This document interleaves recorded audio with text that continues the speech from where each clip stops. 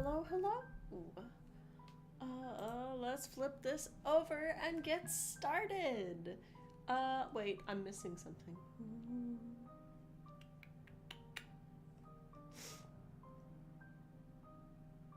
Boop. Hello, good evening. I hope everyone has had a better day than I have. It's been rough. But I have some black coffee, and let's do this. This is the last book for sequel summer, and we're just gonna ignore the fact that it's November, right? It's still summer. And I think I told y'all last time that I traded out Assassin's Quest for a Steeping of Blood. Excuse me. I start streaming and I start yawning. I swear there's not a connection. Also, my chat's being weird.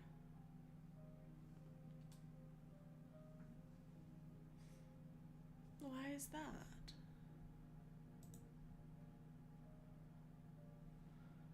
Why?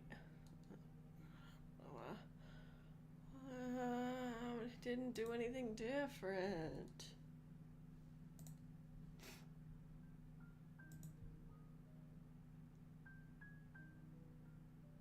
Whatever. I'm gonna ignore that. We're gonna assume everything is fine, and I guess I'll keep a closer eye on my phone. If that chat's gonna be weird. Yeah. So I traded out Assassin's Quest for A Steeping of Blood. Partially because I was super excited to read it, because I bought it with the same cover so that the covers matched with The Tempest of Tea, and partially because I knew it was going to be an easier read than Assassin's Quest.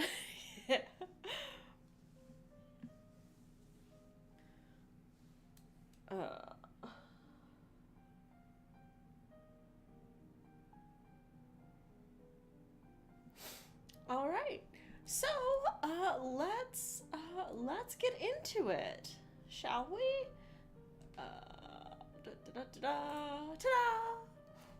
As per usual, oops, let's not knock things over. As per usual, this is meant to entertain and inform. I don't hold any of the rights to the works described, and I hope you all enjoy. That didn't do anything. Click. There we go. So this is A Steeping of Blood by Hafsa Faisal. And yeah, so let's get into this. So the publishing details, it is the same publisher as last time, so it is Farrar Straus Giroux Books for Young Readers, published this year, 2025. It is the second book of the Blood and Tea duology. So at this point, we have two duologies from this author, but I've only read one of them, so. This is the original cover.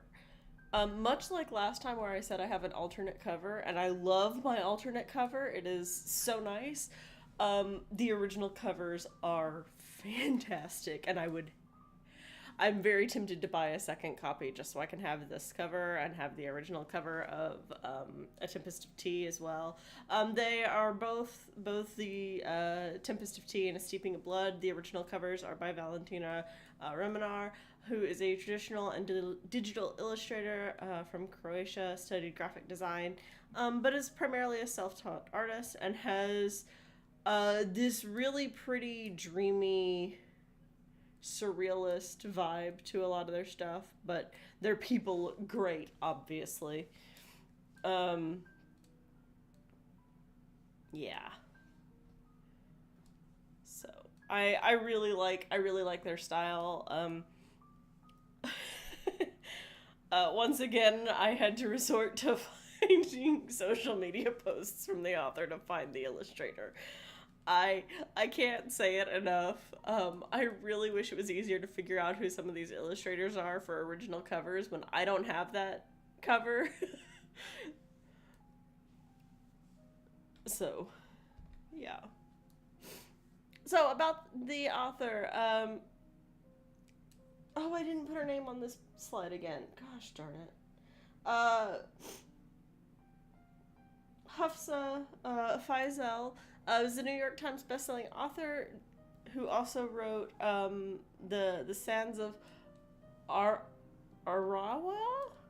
Ar- Look, fantasy names are rough in the best of times. And she also runs a design business.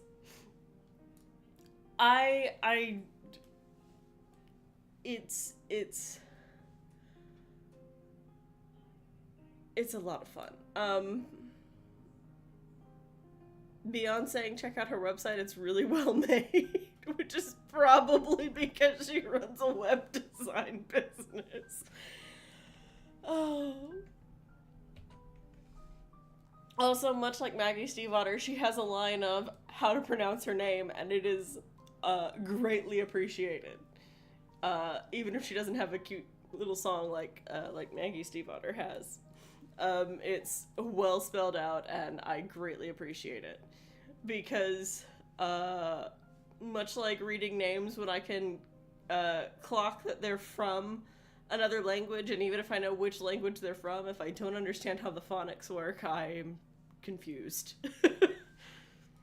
So what do you need to know about A Steeping of Blood? It is a book about vampires, family, vengeance, and home. And yes, family and home are very similar, but they're not quite. They're related. So, your main characters, you may notice these are the same three main characters. Actually, hang on, we're gonna back up. Something else you need to know before we go into the main characters? Reread A Tempest of Tea immediately before reading this book. Because they just drop you in it and expect you to remember all these people. Like, they do a pretty good job of reminding you eventually as time goes on, but there are names thrown around in, like, the prologue, and I'm just like, I know these names, I don't know who these people are. It's been a year since I read the other one. So my recommendation is absolutely reread A Tempest of Tea before you start this one. You'll have an easier time at the beginning. And honestly, I think that is one of my biggest cons for this book, is that as someone who didn't reread A Tempest of Tea before starting this one, I was a little confused about who people were. Oh, and my tracking is being weird. Hang on, let's recalibrate that. Is that...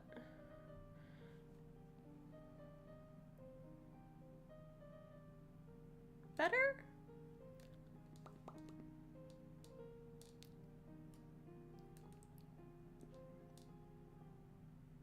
Why does it always... why am I frowning?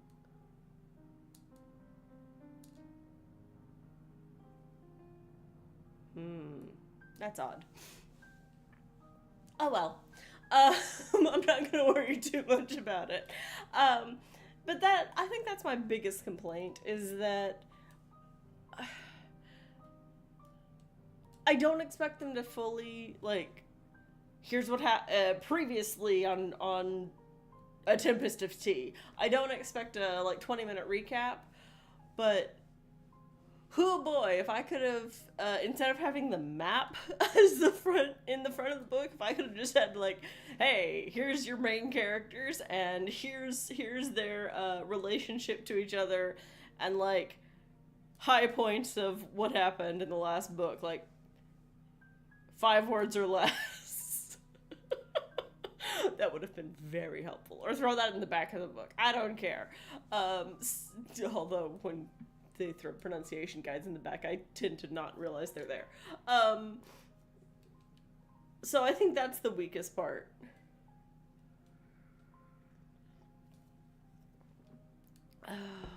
Okay, so let's get into our main characters. Arthur Casimir is now a full vampire. magenta-haired owner of Spindrift. Now, reminder for anybody who has slept since A Tempest of Tea, she was a half vampire in A Tempest of Tea. That was your big plot twist. And Spindrift was burned to the ground. There was a lot of nonsense around that, but that is what happened. She is witty, sharp, and overly protective of those she considers family, and she's determined to take down the Ram. So the Ram is the ruler of Roaring White, which is the city that 100% of Tempest of Tea and 95% of this book takes place in. Surprise, you go elsewhere, briefly. Jin Casimir was turned by Arthi, and he is the now vampire co-owner and engineer of Spindrift, former ladies' man, and prefers to fight with an umbrella, though he will fight with other weapons. He is working through the betrayal of not knowing Arthi was a half vampire, and he's determined to find his biological parents. So most of that is true from the first book. Like I said, the big plot twist in the first book was that Arthi is a half vampire, and Jin, who has known her for 10 years and is her brother in all but blood. Except I guess in this book he is her brother in blood. Anyway, we're gonna ignore that. He didn't know she was a vampire, basically. And finding out that your sibling is a vampire by them saving you from death by making you a vampire is probably not the easiest way to find out. So yeah, he's struggling with that. And then you have a Flick, or Felicity Linden. Flick is her preferred name. It is the name she made for herself. She is the Lady Forger of the group, who is the adopted daughter of Lady Linden, who is also the Ram, who is also the head of the EJC. That was all revealed in A Tempest of Tea, so that's why it's all just here. This is a very spoilery thing for the previous book, because there's there's a week, I think, time jump between the two. And I'm not used to his sequels that are that close together. Even some of my favorites take a little more time in between. She is struggling with the reality of who her mother is, on top of figuring out where she belongs with the Casimir. So, finding out your mother is a terrible person 3 times over. And choosing where she belongs, and she has a feeling of, I can only do this, I can only forge, I can only be useful in this way, and if I'm not useful in that way, what good am I? Which is a very relatable feeling. If you're at all used to being put in a box of being the smart one, or the funny one, or the quippy one, or the one who, the hothead, if you're not those things, but that's all you've been, how will people react when you're not those things? So she's struggling with that. But I really like art. I like all 3 of them. Let's be real. There are times where I don't understand Arthi specifically, but that's not because of Arthi. That's because of me.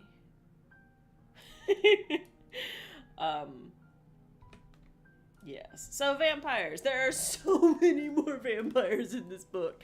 And how vampires work, like, biologically and with society, comes more into play. Because in the first book, it was like, oh, we need to sneak in and hide among the vampires. Cool. Alright.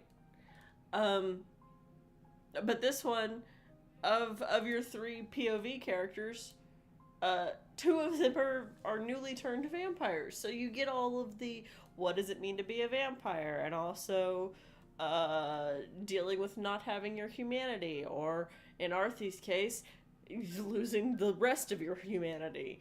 And it's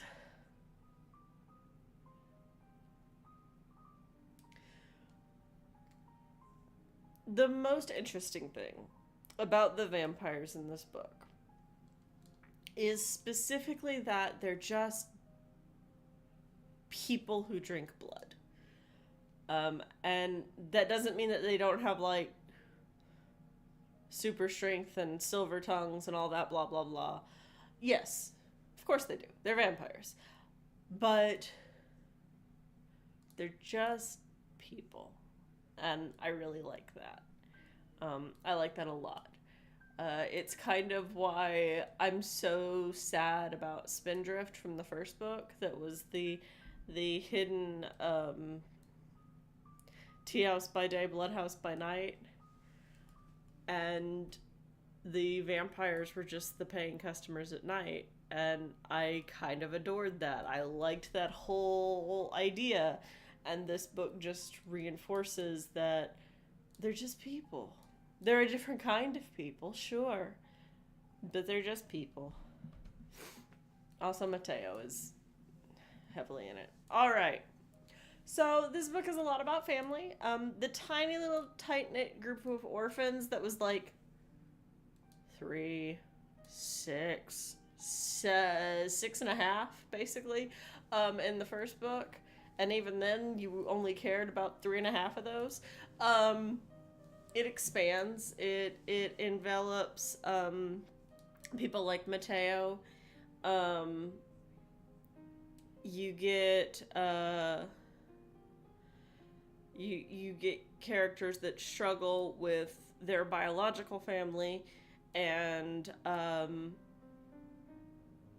what does it mean when you find out, for example, Felicity Flick, her parent is different than who she thought she was.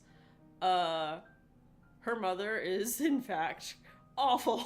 Just straight up awful.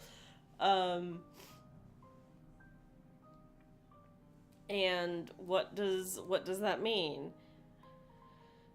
And then you have Jin, who insists on finding his parents, and what will they be like when he finds them? And will it be, just coming home, or will they be different?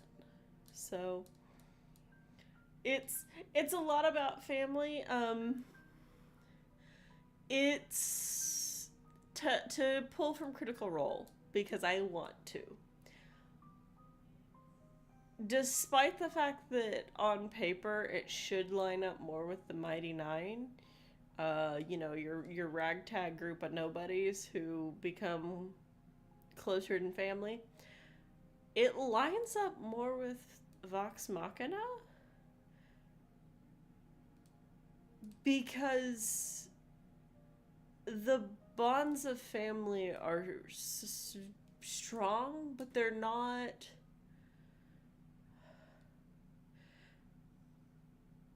It's not a tightly woven braid. It's a knot that can still kind of be picked apart and do its own thing.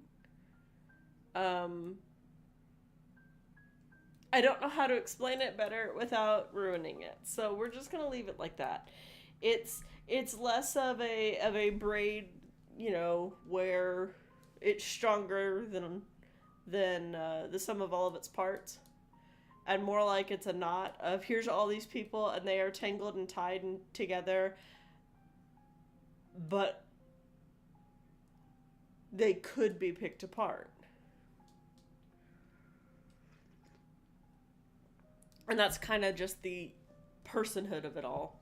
It's really, I've realized, it's really rough, both when I'm playing Final Fantasy and when I'm talking about fantasy novels. Because I'm like, it's the humanity of it all. And then I'm like, excuse me, I'm literally talking about vampires. It's not the humanity of it all. It's the personhood of it all. So vengeance. Yeah, there's a reason I started this with so Arthur, Jin, Mateo, and Flick. And even though Mateo is not a POV character, he's very present through this whole thing. Um, their whole deal is bringing justice to White Roaring, but all of them have personal vendettas. All of them have an axe to grind. All of them have an angle and a spin. And some of those personal vendettas are petty. Some of them are, you lied to me for 10 years, and I don't want to talk to you, and I don't even know if I know you, and I don't want to support you, but also, the only way to find my parents is by helping you. Jin and Arthi.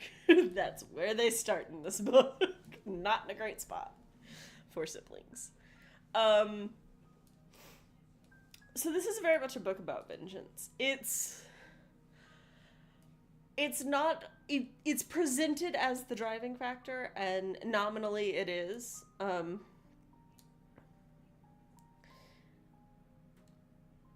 If A Tempest of Tea was a slow burn for plot, this one is just a house fire, basically, because you get shot out of the cannon in the prologue, and yeah, there are some dips in energy level, but you're pretty much barreling through the whole book. This is not a book that lingers on things as much as the first book did. I wish it had. I wish it had, like, slowed down some more and explored some different things. But I like it for what it is. And then home. The reason these are all questions is because, without spoiling the back third of this book, this is how I chose to do it. So it's the question of where is home? And then basically as soon as that question gets answered, it's posed again a different way of, is home a place, a person, or an idea? And then if you don't fit where you used to, but you also don't fit where you are, what do you do? It's that thing of, if you've always been the smart one and suddenly you're not the smart one in the room, who are you? How do you fit? If where you came from is no longer home, but where you are is not home, where's home? Which leads back up to, is home a place, a person, or an idea? And I will admit, I did a recommendation page off of home, and I realized that most of the books that I read that deal with home specifically, that's not what they're dealing with. They're dealing with other things, and that's just a secondary bit. And that's true here, too. Like, this is a book about vengeance and family. Like, let's be real. It's a vampire novel about vengeance and family. And how those two things can twist together in a mess.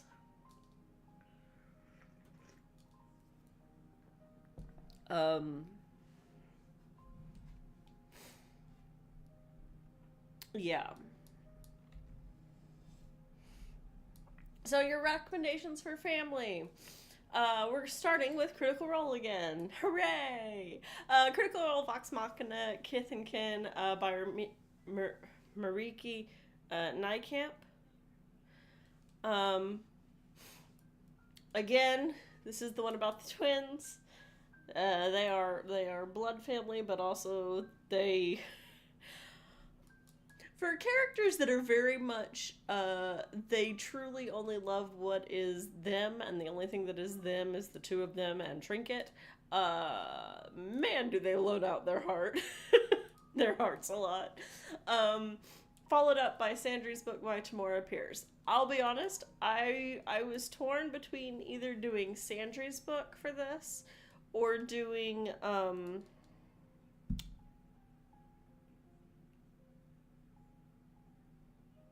Terrier. I'm like, what is the first one in the Becca Cooper trilogy? Terrier. But my point stands either way. Both of those are about family, both blood and found. Sandry's book is the first book in the Widening Circle. Well, the Circle of Magic Quartet, which takes place in Winding Circle. And I adore it. I know it's a children's book. I love the characters. I love the world. I love the magic. And So Sandry's book lays a foundation. So I'll be honest, Sandry is not my favorite character. I didn't... You know what? No, I'm gonna go on this rant. The Winding Circle books, the ones that take place in Imelin instead of Tortal, I love those books. I love those characters. Sandraline Fatoran is my least favorite character out of all of them. Can't stand her.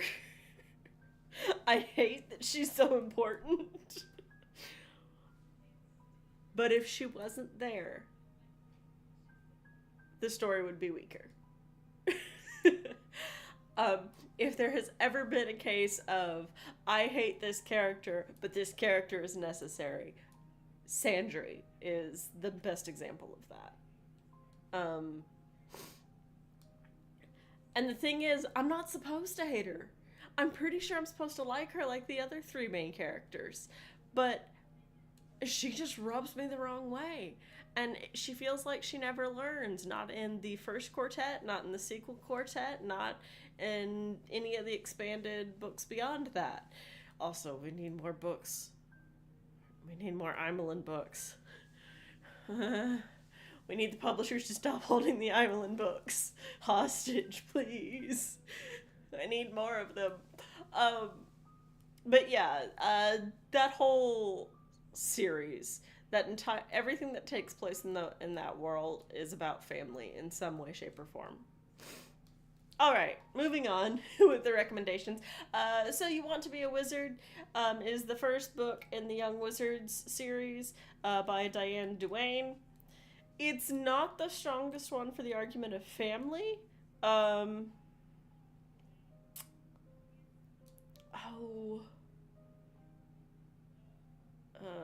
Deep magic, high magic, a wizard abroad, a wizard alone? It might be a wizard alone that I'm thinking of. There's one book that is very much about family in that series, but that is very much a series where, even though they do a good job of introducing the characters, they don't like rehash what happened in the previous books at all. So you'll just randomly have, the whale wizard show up, and you're like, so her name is Suri, and she's a whale. How do we know her? That being said, I adore Suri. Suri is great. So yeah, I think A Wizard Alone is the one that's the most about family in that series, but So You Want to Be a Wizard is, family is a part of it. And so is a friendship that is akin to sibling. And then for a different look of family, Oath of Fealty by Elizabeth Moon is the first book in the Legacy of the Paladin series that follows the Deed of Paxenarian trilogy. And it is a multi-perspective oh, how to explain this? It's a multi-perspective fantasy pseudo-political drama with magic hiccups in it, kind of. Uh, but a lot of things that come up in that one come up because of family. You have people who it's like, they were the black sheep of their family, but that actually meant that they were the good guys because their family is terrible. Or you have a character who didn't know who his family was and learned who his family was and immediately got power because of that, but also his family doesn't really accept who and or what he is. And there's stuff like that. A lot of moving pieces and political intrigue, and honestly, if it wasn't in the world of Pax and Arian, I probably wouldn't have read it, but I adore that world. Thanks, Pax and Arian. So I do recommend it. You don't have to read the Deed of Pax and Arian to understand what's going on. It would help, but it's not required reading before reading the Legacy of the Paladin, because they kind of give you the high points. They just don't give you everything from Pax's perspective, which is the benefit of the Deed of Pax and Arian, is that it's from Pax's perspective. And then the recommendation for home. Yes, in fact, one of these is a trilogy. Fight me. So let's start with Redwall, by Brian Jacques. I put this one under home. So for those who don't know, the Redwall series is primarily about mice. But it is about talking forest animals that live in buildings. We're gonna put it that way, because yes, Redwall Abbey is the primary building in Redwall, but like there are other buildings in other books. And then you have Salamanderstron, which is a volcano that badgers and hares live in, and bless the badgers and hares, they're delightful. The hares are some of my favorites. But it is, Redwall is home, and it is a book about as much as it is an adventurous coming of age, fight the baddies, traditional good versus evil. Brian Jacques is none of his books are without cost. And what does it cost to save home? And is the price worth it? And some of those questions don't always get answered in all of his books, but it's pretty well answered in Redwall. My name is Asher Lev, by Chaim Potok. Oh jeez. So I read this in college, and it's a book that if I hadn't been required to read it, I wouldn't have, because it's fiction, but it's not fantasy. And if you haven't noticed, fantasy is my bread and butter.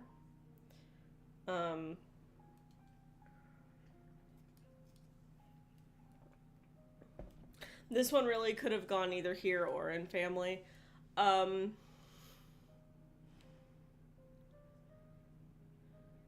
It's less a coming of age story and more of, how do I explain Asher Lev?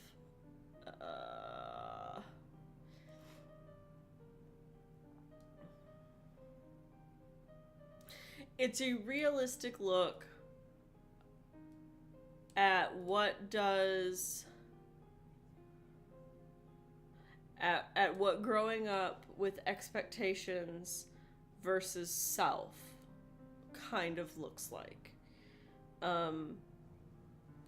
But a lot of it is tied with home and family and culture, And those pulls are all very, very strong. And how you choose to stand with or against those things.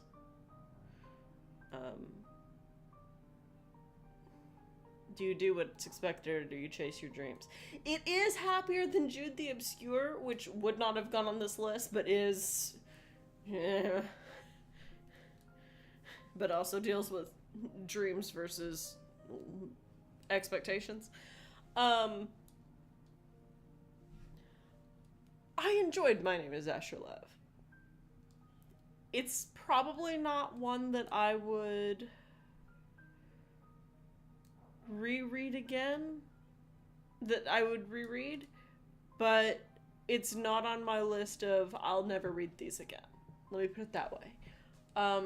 I've read it. I enjoyed it. It's a dense read, but it's good.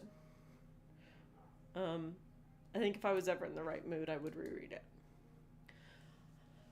Ballad and Daniel by Danielle Jose Older. Again, I've covered both this one and its sequel in A Sequel Summer. It is about a diaspora, and it follows a boy who is, let's be real, the boy's in love with music. And his community, he grew up apart from his community and then is staying with his aunt and feels like he's on the outside of his community even though he's living there. And yeah, it's about home, and most of the community want to go back to their island that sunk, but they can't because it sunk, and keeping that alive. And yeah, that one's good. I do recommend that one. And then Lord of the Rings is about home. Lord of the Rings is all about home, all over the place. Sam wants to go home. Frodo wants to go home. Aragorn eventually wants to go home. Boromir wants to protect his home. Poorly. He got better, briefly. Lord of the Rings is just, I have to go do this thing so I can go home. And then finding out home is not.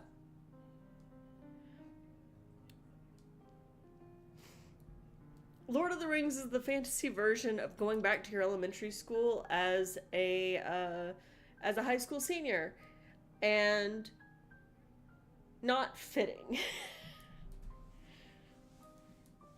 Because that is very much for the hobbits how Lord of the Rings turns out.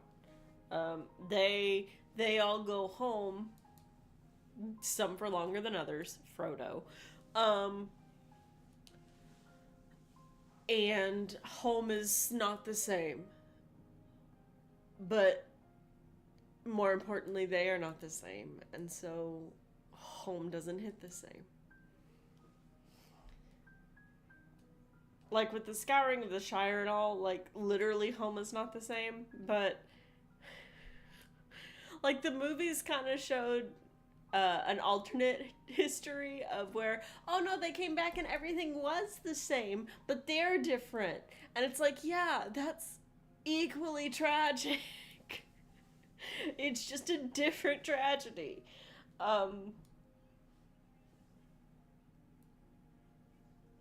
Going on this big old adventure and wanting to go home the whole time and finally getting home and it's the exact same, but you're different. You don't fit anymore. That's part of why I like fantasy books. Because you can take something that, like, you can't relate to, going off to throw a ring into a volcano. Yeah, I cannot relate. But going back to a place where you felt comfortable, and that place being the exact same, and you're different, so it's not comfortable anymore, yeah, that I can feel. That's just a universal human thing. So, Yeah, if there was ever a question of, oh, why do you read? Well, escapism, but also because I think the reason I read fantasy and the reason I read more children's and YA than adult fantasy is because you can write a lot of truth into things dressed up as a kid's story that is very easy to digest at one level, and then you can go back and reread it, and there's more there. Um,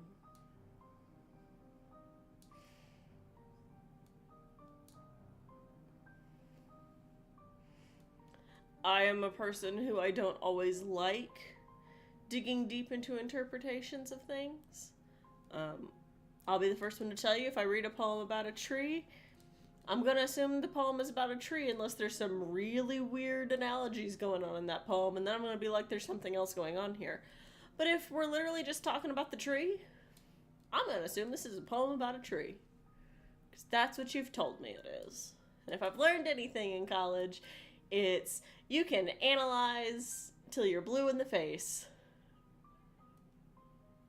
But much like statistics and math, you can make them say whatever you want for the most part. It's the funniest thing. English and math are fundamentally considered as opposites. They're really not. They're just different ways to express data. It's just the data that's expressed is different.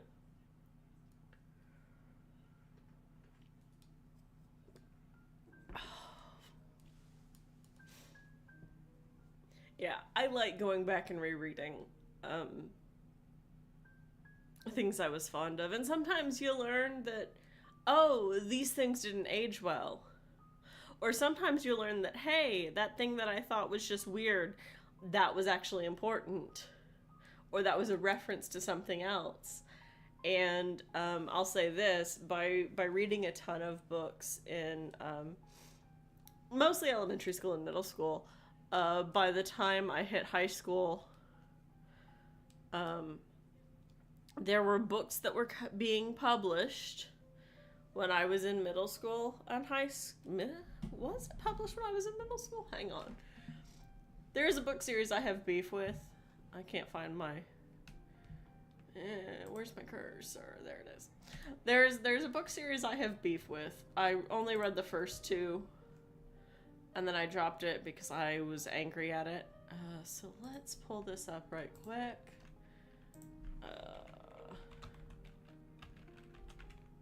Yeah. When...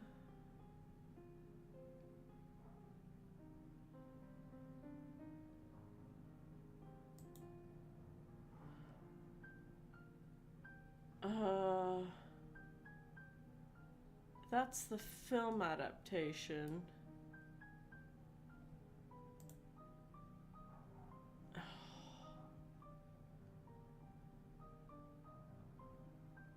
When was...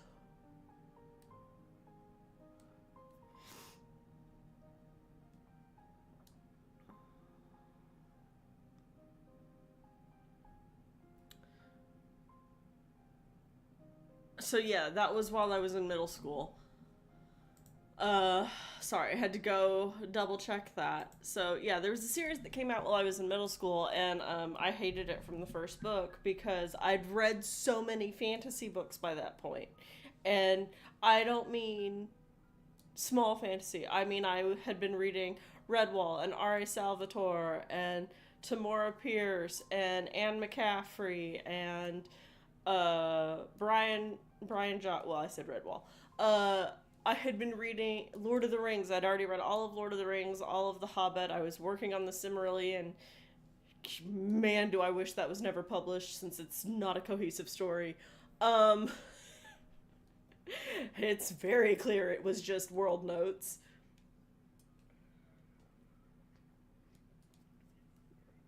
Like, there are story parts to it, but it's world notes.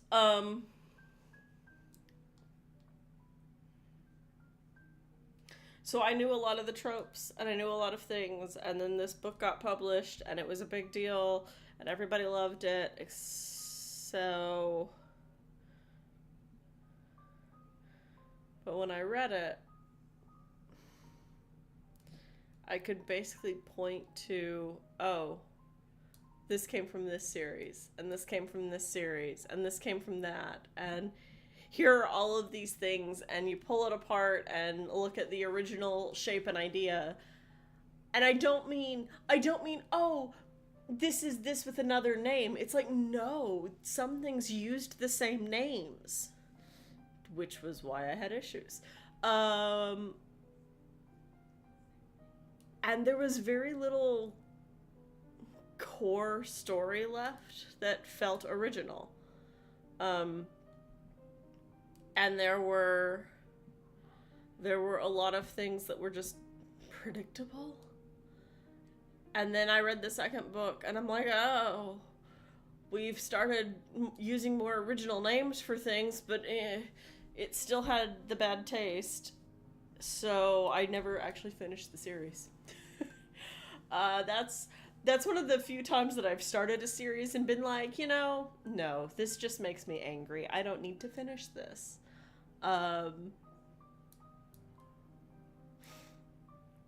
Yeah. So that's one of those series that it's like, no, I don't recommend that one. I'll recommend a lot of things, but not that one. And I don't say that because, oh, I'm a snob. I didn't like it when it was popular. No. I liked cringy things. I liked things when they were at the height of popularity. I fell off some of those things. Like, being dumb and being a kid and having opinions and being cringe, like, that's just life, man.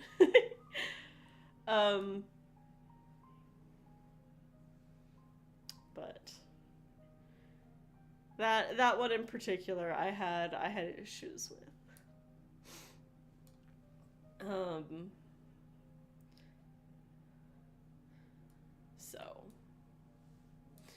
So just a reminder, we have one more this month. Oh, wait, does it land?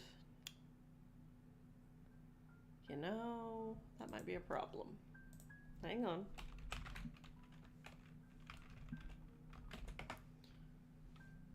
Give. Oh, that is right before Thanksgiving. We will see about next time. I may have to shift it to December 3rd, and so we'll just shift, that might be the best thing. We'll see if I can do anything else, but worst comes to worst, and I will post a notice about it if that's what we do. We may shift to do 3 in December instead of doing the 2nd in November and then only doing 2 in December. Because otherwise we're gonna hit both the day before Thanksgiving and the day before Christmas. So I don't know what my plans are. So just preemptively be aware that we may move it to December 3rd. But yeah, I hope you all have a good rest of your week. Hopefully this has made your night a little better. And I will see you all next time, and I will let you know when that next time is if it isn't the usual. Have a good night.